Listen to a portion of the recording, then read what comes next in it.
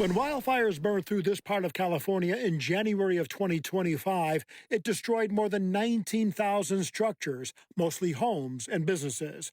The list also includes numerous synagogues and churches.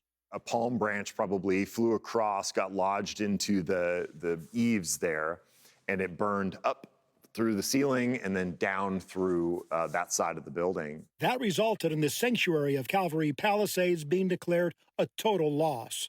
Rebuilding could cost up to $15 million. One of the kind of ironies of this whole thing is my career has been a church planter. Add to that, he was just appointed pastor here.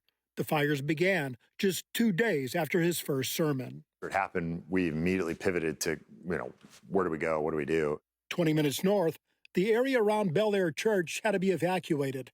The congregation found refuge through an invitation from the rabbi at nearby Valley Beth Shalom. They set up a room for us, they cooked food for us, and we gathered there for a number of weeks.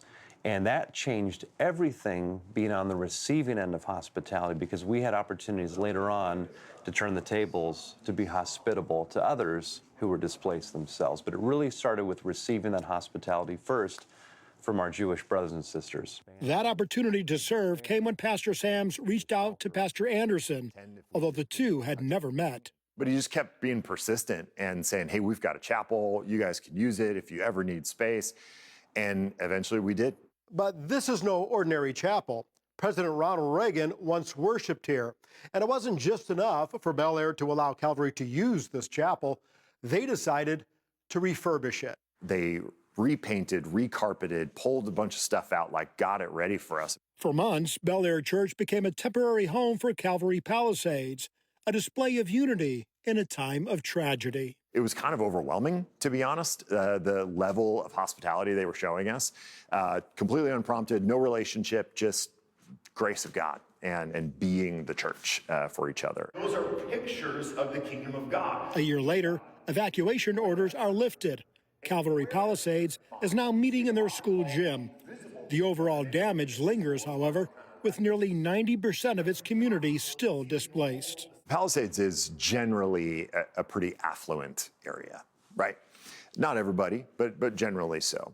And so we are used to being the ones who care for others.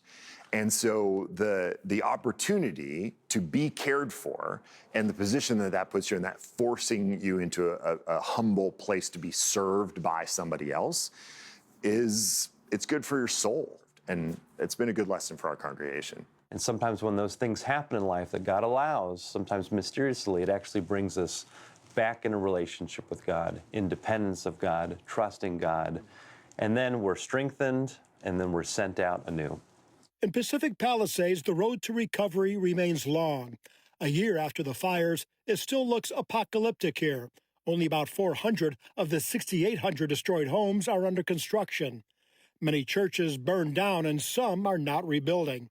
But out of the ashes, acts of hospitality forged unity, faiths stood together, and that bond is now fueling a new beginning.